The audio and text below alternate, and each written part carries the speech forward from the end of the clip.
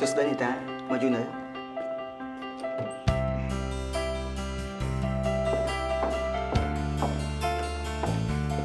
រឿងកាត់បន្ថយបុគ្គលិកនេះមិនទៅឲ្យលឺទៅក្រៅទេមុនពេលដែលគម្រោងការងារចុងក្រោយរបស់យើងនឹងមិនទាន់ចប់សពគ្រប់ចាលោកប្រធានសុផាអត់ខ្ញុំសុំខ្ចីទូរស័ព្ទផ្លែតមើលព្រោះទូរស័ព្ទខ្ញុំអស់ថ្មថតសលេតបានទេអញជួយថតសម្លេងអីខ្ញុំមានការសំខាន់អត់ខ្ញុំសុំខ្ចីវាផ្លែតមើលណាមានការសំខាន់ហ៎ឥឡូវប្រាប់ខ្ញុំសិនមកបាទខ្ញុំខ្ចី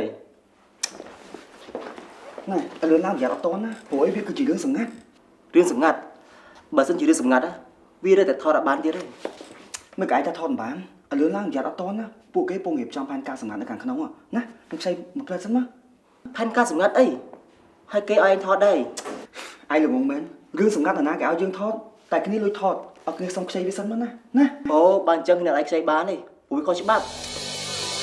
មាត្រា301នៃក្រមព្រហ្មទណ្ឌចែងថាអំពើស្ដាប់ឬថតសម្ដីដែលនិយាយជាឯកជនឬជាការសម្ងាត់ដោយគ្មានការយល់ព្រមពីបុគ្គលដែលមានការពាក់ព័ន្ធនោះត្រូវផ្តន្ទាទោសដាក់ពន្ធនាគារពី1ខែទៅ1ឆ្នាំនិងពិន័យជាប្រាក់ពី100,000រៀលទៅ2លានរៀលលើកលែងតែករណីដែលច្បាប់អនុញ្ញាតត្រូវបានសន្មតថាជាការព្រមព្រៀងប្រសិនបើបុគ្គលដែលពាក់ព័ន្ធនេះបានទទួលដំណឹងអំពីការស្ដាប់ឬថតហើយបុគ្គលនោះមិនបានជំទាស់ទេនោះម្ដងលេងខ្វះថ្មហើយមានគ្រប់ប្រដាប់ទាំងអស់មិនចាំបាច់ថាត្រូវខ្វល់ខ្ចីនរណាទៀតទេ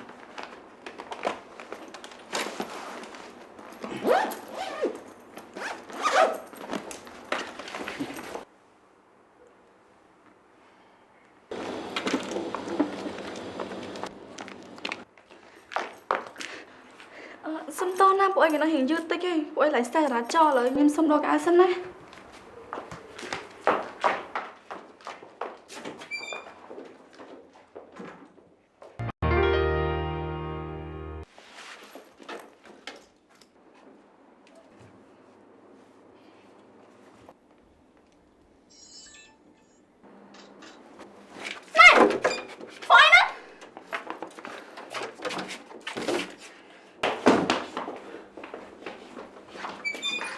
បុរិនតែមានអីគាត់លួចថតខ្ញុំផ្លាក់អើបងទៅvớiខ្ញុំ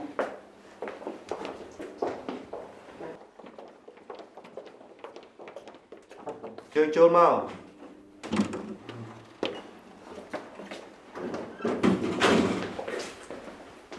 គួយចុះសិនមកមានការអីលោកប្រធានបរិនលួចថតនីតាផ្លាស់អើក្នុងបន្ទប់ទៅវិញបាទបងមិនត្រូវធ្វើដូច្នេះទេព្រោះវាជាអំពើខុសច្បាប់តាមមាត្រា302នៃក្រមព្រហ្មទណ្ឌបានចាត់ទុកអំពើរបស់ប្អូននេះគឺជាបទប៉ះពាល់ដល់សិទ្ធិខាងរូបភាពនៃបុគ្គលអំពើថតរូបភាពនៃបុគ្គលនៅក្នុងទីកន្លែងឯកជនដោយគ្មានការព្រមព្រៀងពីបុគ្គលនេះទេត្រូវផ្ដន្ទាទោសដាក់ពន្ធនាគារពី1ខែទៅ1ឆ្នាំនិងពិន័យជាប្រាក់ពី100,000រៀលទៅ2លានរៀលលើកលែងតែករណីដែលច្បាប់អនុញ្ញាតត្រូវបានសន្មតជាការព្រមព្រៀងប្រសិនបើបុគ្គលដែលពាក់ព័ន្ធនេះបានទទួលដំណឹងអំពីការថតហើយបុគ្គលនេះមិនបានជំទាស់ទេនោះ